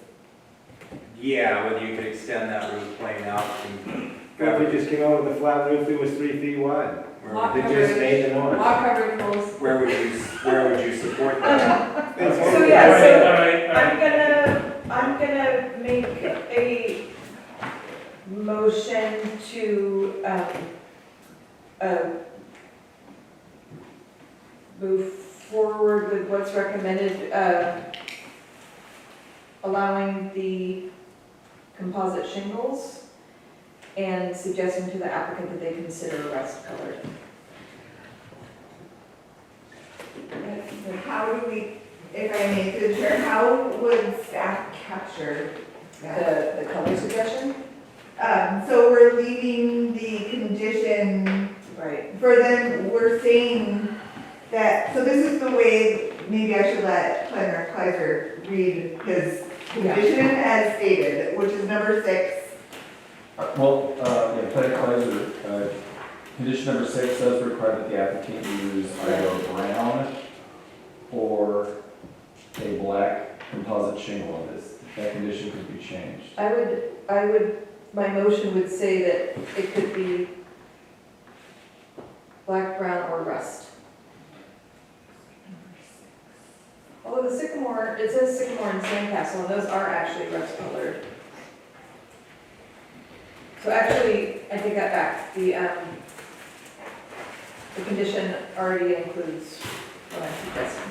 But it does It allow doesn't for black, specify, yeah. brown, or, so what you are saying, your motion on the floor states approval with consideration of a red color where the condition needs to be specific about, and so let's look at this. So the recommended would be to eliminate the black and the brown, or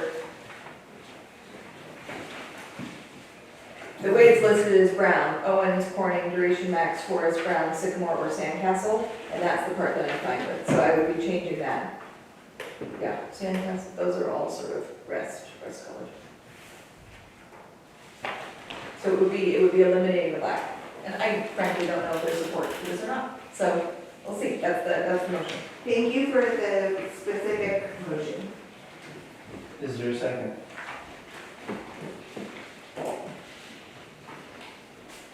No? Unless you want to second it. Well, I know exactly where it's gonna go.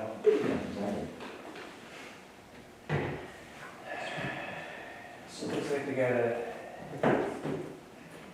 potentially split too. So we can, a suggestion would be to continue it and get some solid information about lifespans of corrugated metal roofs on the coast. Relative to shingles. Sounds like there might be support for that. I would continue on that basis, yeah. Some Okay. more specific information. Well, I think that Holly, thank you for your motion. I think it fails for a second. That's how this works. I know. Either of you like to propose what I kind of outlined? Is that a motion or is that a continuance? Continuance. We have to do the date certain, and we probably can't make the January because of the timeline. So we continue to date certain, it'll be February, is that correct?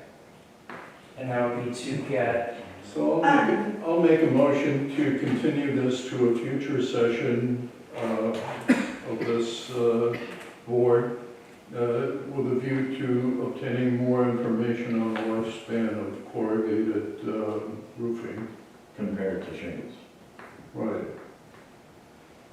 If I may, yes? if we allow the applicant or the agent present, if they could get the revisions to staff in a timely manner, considering that there's a holiday week coming where we are closed to the public, we would feel confident we could get it to the January 8th agenda, but only if the applicant is aware of that. Otherwise, we would have to continue it again until February. I will not be here on January 8th, I already know that, so. So don't rush. So if you would. Oh, yeah, Can I ask one more question of the applicant? Sorry, how long, I mean, I was amazed by the sheer square footage out there. Do they make corrugated long enough to go, or do you stagger it? Like, is that, You can get them custom, so you go the length, the run of the building. like, from the top to the bottom, or do you have to do it in two? No, they're in twos now, and I can get the, I have to do enough research to find out what that is exactly. These are like 30 feet, probably. Okay. So does the agent think that the applicant would be comfortable with this Yes. continuation? Yeah. February? Okay, so I have a motion. Yeah, I mean, the motion is to continue this to a future session of the board to obtain more information on the lifespan of corrugated versus Comp shingle. comp shingles. Yeah. I second that. So February. So we're going for February. Yeah, because Is that- Alan's not gonna be Can here. we do That's January, if I can get my paperwork together? One of the board members. It's up to Would the you like board. to leave the one Would you again? like to be part of that decision-making process? I would, if I could. Okay. I know I'm not going to. So let's make it to continue to the February meeting? Okay, so the motion is Yeah. to continue to the February meeting. That's from Board Member Campbell, I think Board Member Saunders seconded that. Roll call? When you're Chair ready. Roth, Aye. Holly, Yes? Ellen, Yep. and Homecomer. I Project is continued to February 5th, will not be re-noticed. And thank you. Can you get an update on the owners? Because I'm still not clear if it's the Huddlestons, but now, currently, applicants. I will look into Can you just it. double check that? It is not Huddleston's. Okay. So if you can be in touch with our office, that'd be great. I will definitely. Thank you. Thank you. Okay, Sign the doors. actually matters to the board members. Yes, that's the signed copy interpretation, 10A. And he looks great. I think it looks great, and I want to thank former member Holm for helping move this down the line and all of you guys for sticking with it. Are we on the signed copy thing? Yeah, the similar means, do we want to have staff? First of all, I've got to get this off my chest because I You're done cannot with this. believe how much time we've spent on this and issue. Despite the fact that there have been really relatively few sign applications, we've spent more time on this, I think, than any other issue, certainly since I've been on the board. We've been over backwards to reduce the cost of applications, to place signs on the consent calendar, to make copy changes apply to any sign that's ever been approved in the history of Mendocino, to allow just about any change as a copy change, and so here we are again. I frankly, I don't understand the clarification with regard to color. What is meant by staff will also accept 2 other colors within either combination. How can other colors be similar? I don't understand that text at all.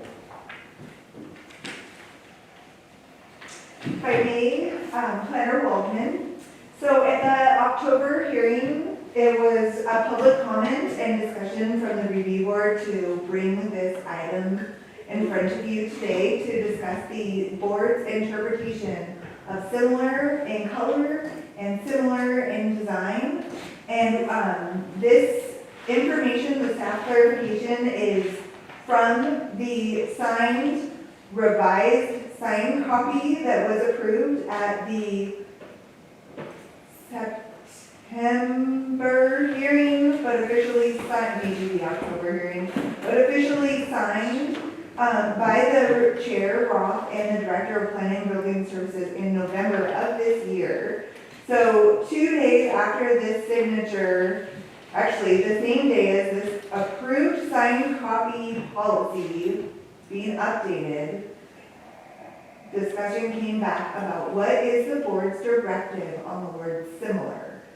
So, signs, if there's a previously approved NHRB permit for a sign in a specific location of the same size, not larger than the original sign, similar in the color, similar in the design, and it conforms with the sign standards and sign and design standards of chapter 20.712, that is the guideline that staff has to say this is consistent. Direction to our staff from the board was maybe some color deviations could occur as long as the colors were not fluorescent, metallic, iridescent, or otherwise modern colors. And because this question from the public and from the board about how does planning and building services answer to the word similar, we would like direction from the board. Because Is there a public comment on this too? yes, there is. And we, as planning and building services, cannot amend the word similar in color and design to the original sign per the Mendocino Town zoning ordinance without something you guys have all heard. And that is without an ordinance amendment and a general plan amendment and a zoning amendment for the Division 3 of Mendocino Town. Okay. Which opens up something else that we will talk about whenever you would like. Can I make a recommendation? That we leave to staff and we let them do what we hope and need, what they do on a regular basis. And if we have applicants who find that it's not working, then we can revisit it at the same time. We just let it go at this point and see if we have any kerfuffles. That's fine with me. I just don't understand what this means. I mean, I think our intent was to give it to staff and let them make a determination. And I think we should, my recommendation is to let them do that, and if we have applicants who are not, they're finding roadblocks, then we can revisit at that point. May I speak? Is it public expression before discussion or after? Just a moment. Okay. so we're just letting the staff make a decision as to whether it's similar or not, and we don't need this memorandum. I would say that we beat this horse pretty much to death. And I think we ought to just let it happen and see how it goes. That's my recommendation. Okay? Okay. Yes, please. Hi, Sarah Wagner.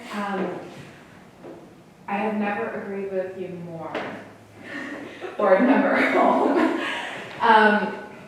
With all due respect to all the effort that's gone into this, right now, as an applicant, the roadblock that I am actively experiencing is staff's interpretation of what this board has said. They are confused and feel that they do not have clear direction, even though I thought you gave very clear direction at the last meeting. And so it's not working, and I predict that everybody who comes after me, it will also not work for them. And I'm sorry that we're still having this discussion, but their interpretation is that your direction wasn't clear enough for their liking. So I don't know what else needs to happen here, but if it could be said that the colors have to be in the color guideline that already exists for the village, whatever we can do to get past this so we can get on with our lives and our businesses would be most appreciated. Thank you. So my understanding is that your sign is done, yes? And so what, can you give me an example? Yeah, so when I brought my proposed sign into planning and building for review, the planner said that It's black and white, right? she would not be able to review it because she did not have clarity from this board about what similar meant, and this would need to be that the discussion of similar would need to be agendized before my application could be considered. So my sign has not been considered by this board. Excuse me, my sign has not been considered by planning and building, and I was told it couldn't be until the word similar was designed. Well, the word similar is by definition ambiguous, and it seems like planning is not prepared to accept that ambiguity. Correct. And that's Bingo. not what we were aiming for.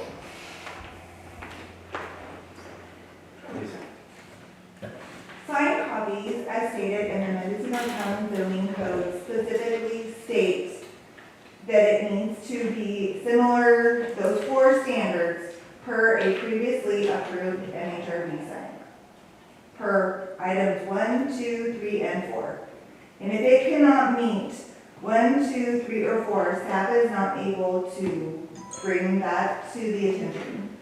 So,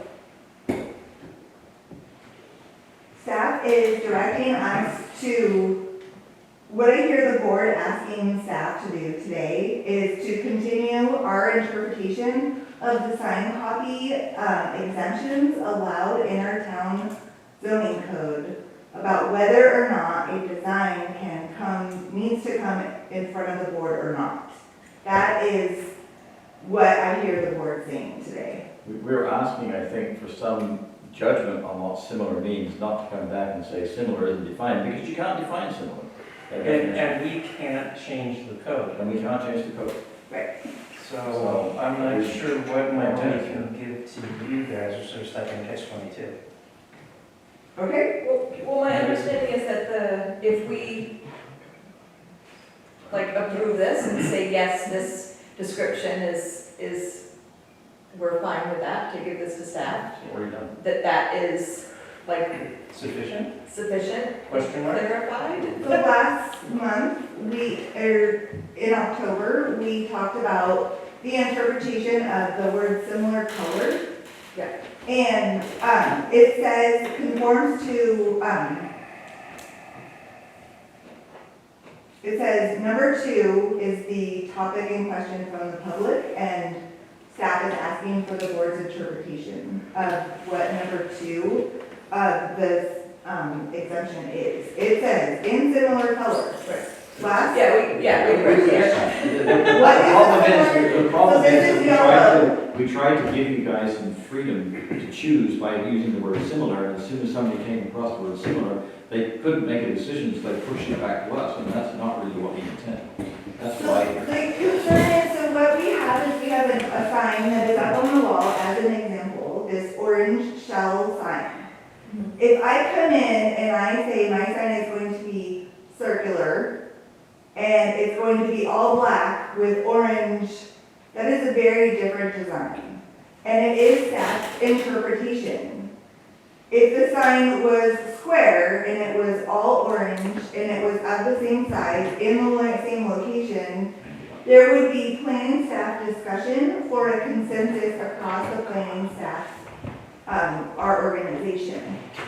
If the sign was to be black trim, red trim, orange trim with a white background, the colors are changing dramatically, all in the same sign, size, shape, and the words were all in the same area. So what is the board's directive on similar colors? And if you guys want to say we can make changes to colors, is it okay to add a white? What is the board's interpretation of that? So I think, Yeah, may I just have one more thing? I'm so sorry to interrupt. please, Okay. I think you have it in that second to last, no, the very last sentence of staff clarification in the first paragraph. Additional colors will be allowed provided they are not fluorescent, metallic, iridescent, or otherwise modern colors. I mean, frankly, if someone had a shell sign and they want to replace it with something that was square but at the same location, so if it met same location, it's not larger than the original sign, which is 3, and 1. So if you did 1, 3, and 4, and the colors go from red to orange or yellow or blue, I don't think we care. Is that correct? I don't want to have anything to do with this. Are you taking public comment at all or no? Can I just Okay, have one more? This makes no sense to me. Okay, hold on a second, Ishvi had his hand up first, please. And then you come back, and then we're gonna close the public, and we'll try to give direction to staff. Ishmael, as one of the original authors of this proposal, I sat at the November meeting. We directed staff that colors could be changed as long as they were not iridescent, metallic, or fluorescent. For some reason, that did not make it to staff's ears. We sat here and all said that was the way it is. Color copy, as long as it's within the historical palette of colors, should be allowed on signs. We're not allowing the entire town to be painted without review as long as it's from the historical palette. So this seems to me to be a confusion that really has been cleared up already a couple of times. Thank you. Yep. Agreed, and I just want to add one more important point because the sign that was previously hung on my business was red, white, black, and blue. And I proposed a black and white sign. So I just want to underline the degree to which this is not quite working. I was told that my sign would have to have all of those same colors. And this is going to be a huge issue if that's the way this is interpreted going forward, because it wasn't even a question of similar, it was same. Okay. Same, and then, but not all of them the same. Thank you. Yeah. So I think, If I may, Commissioner Mark, Kaiser, yes. I just wanted to add that staff did provide some clarification of our understanding of similar. One thing that isn't captured in there is if there are 4 colors and the applicant only wants to go 2 of those colors that are in that original sign, that would be acceptable as well. But I think if there's anything in either of these clarifications that stands out and doesn't work, please let us know. Otherwise, I think this is probably what we would move forward on. I need to move forward with that. Yeah, I mean, otherwise, what's going to happen is every time somebody says, well, I'm not really sure if this is similar, we're going to end up reviewing every sign that comes forward, which is what we're trying to avoid. So is that a second? That's the second, yeah, let's go forward. So the motion, and I feel second, like was that, staff is here. was that the language in this memo is fine? Thank you. And how do we help this person unblock this? Does this clarification give you the ability to move forward, say hypothetically, with this applicant's application? When I see a sign proposal that is similar in color and design, There is a sign proposed right there. Somebody looked at that. and it is consistent with 1, 3, and 4, and similar color with a deviation of 2 colors, yes. And that's I not- will say that. And that's not a problem, 2 colors, 3 colors, 6 colors, I don't think we care. Okay, Is that clear? Do we need a motion on that? Why don't you take out the penultimate sentence, the one that I read, which doesn't make any sense whatsoever? that allowed, oh, if I may through the chair, sorry. Yeah. Couple The one that says staff will also agree to 2 other colors with second word in either combination. I don't know if it's supposed to be within 1 word or 2 words or, Where's the, but which beyond sentence? that, I mean, which sentence home? under staff clarification, the penultimate sentence, staff will, in the first paragraph, staff will also accept 2 other colors within either combination. Yeah, let's strike that. Just take I it out. understand. We're gonna be back to the original memorandum that we approved in November. I don't see what this new thing is doing. The original memorandum was not lacking in direction to staff. I mean, that is basically to say any color goes.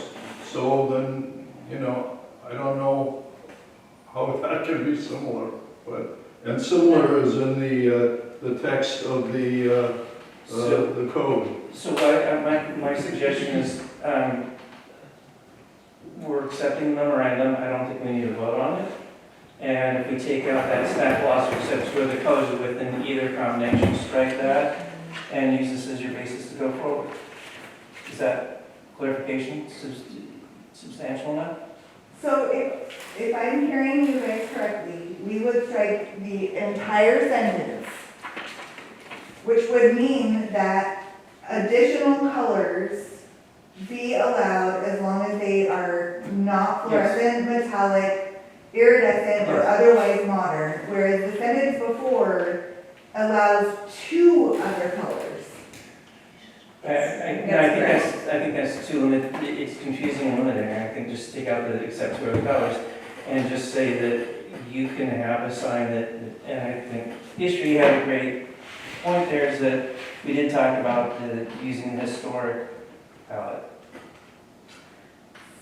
If someone wants to have, someone had a sign that has 5 colors in it and they only want to have 2, great. If they only have 2 and they want to have 5, as long as they're not iridescent and metallic and fluorescent, not a problem. So if staff could ask for some clarification from the board, the previously approved signs are not based upon the exterior color paint schemes of the historical paints. And nowhere has the sign policy discussed anything about the sign. That's fine. I think you cover it in the fluorescent, metallic, iridescent, or otherwise modern colors. Yeah. I think that's sufficient. So this, if we scratch this sentence, is changing it so that they can change color, so it is not consistent with number 2 of the Mendocino Town zoning ordinance. I think that's where we have to look at it. We can't change the code. We're not pressing that. And similar in color and design, I think that is broad enough to say, Colors that are not modern. yes, Colors are not. colors So that are not we're modern. keeping all of the numbers as is. 1, 2, 3, We're and 4. striking that middle sentence. And so similar colors would be defined as Not colors, modern. colors allowed that are not fluorescent, metallic, iridescent, or otherwise modern. I think if you stick with that, you'll be fine. Okay? That's fine with me. Good. Okay, we don't need a motion. We don't need a motion, right? We just need clarification? Okay. Yes. Thank you. I don't recall windows and door materials being called out, but there was a memo on this. Do we need to go over that? I think this was for information, because when we were talking about the Mendocino hotel, people were wanting to be reminded of. It was about there was a memo saying that about it being, the signs would be made out of wood, I believe. Oh, It was- Windows and doors. we're onto windows and Oh, doors. it's not, okay, sorry. Yeah. So I think this just clarifies that we should be, windows and doors should be made of wood. And it goes into talk about when you and I, in the subcommittee, and we would look at, on a case-by-case basis, if there is some deviation from that. One thing that was Yep. interesting in this is just that, it talked about new construction. Sorry. It was good to look at it.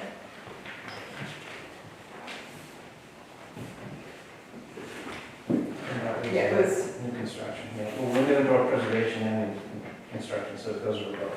yeah, sorry. It's just that, most of the areas in which we've seen it have been not new construction. Okay. Yeah, Then the window and door wood, preservation. Yeah. Yeah, it was good.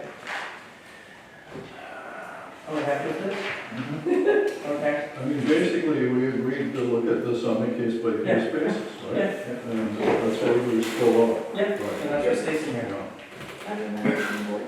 Yes, we're going to other matters from the board. So I spoke to two potential applicants for the historical review board, and one of them said that they reached out and the county clerk said that there was some sort of holdup, and so will you look into that? I got the email from the individual concerned. I told him I would take a look into it and find out what that really means. Yeah, because we want, Yes. Yeah. maybe by February we'll have a new member potentially. Other matters from the board? Well, I also, you did, your two outside the one I, No. Yeah. That includes, that includes? yeah. Okay. Other matters from the board? Nope. The only other thing I was going to put in, it was stated in the minutes of the one we approved, that we would have Chair Watts, Vice Chair Magic will request that staff bring review board member requirements to December 2023 image hearing, so if we can have that on January, would be great. Specifically, I've had people asking if they just need to be registered to vote here or reside or that sort of stuff. It's a discussion we can have and kick that around for a little bit. Have there been any applications so far? Well, I have two. Okay. I'm one. All right. Anything else? One that I need, actually. Anything else for the good of the hour? All right, yes, The matters from staff says none. okay. But for the record, I would like to thank the board for the opportunity to revisit the sign policy. I would like to thank, I'm glad that the review, the exterior windows was helpful to you. And regarding the 3 items that were proposed to be at the December hearing, the Director of Planning Building Services is reviewing the draft information for the ordinance amendments, for the MHRB guidelines revisions, and for the Mendocino Historical Review Board member requirements be reviewed by County Council. We hope to have that in January, but once we have determination from County Council, that is when we will have something at the board. So staff is working on that and can't guarantee that it will be January, and I apologize that I said it would be here tonight, but the director is working with the County Council. Okay. And I guess one of the things we said staff was going to start thinking, or somebody was going to start thinking about discussion between ourselves, MCCSD, and building and planning on tents. That's correct. And if I could just take a moment to inform you a couple of different things. Director is working with County Council on the Timelines, they do have a year. Yep. Our planning and building services has received 4 MHRD applications for, as far as I know, the 4 towns that are in town. I have reviewed and I am working on those myself. All of those applications, there are questions that the applicants need to provide for plan and building services. As soon as I have a complete tent application about temporariness, permanentness, timeframes, materials, those will be brought all together, I'm assuming, at one hearing body. So I'm working with the applicants on specific questions. With regards to, I think that answers all of your questions. Yeah, no, I just want to move along because the year will disappear very quickly and I don't want to be back where we were That's correct. last time. Thank you. Yes, thank you for the opportunity So to. are we gonna have a meeting in January or not? January Okay. 8th. There'll be 3 of us, Right. unless someone else gets kicked Yeah, or, under the bus. or we change our mind and don't disappear. That's right. So is there items for January? Like, is there things that need to be on? Yes, For there's our museum. one consent item that we will have that is proposed to have a site visit for, even though it's a consent item. And then the ordinance, the 3 memos that you guys have been asking for. Okay. We just continued the roof to January, right? No. February. We're waiting You for you said to you get want back. to be Because I was gonna be here. And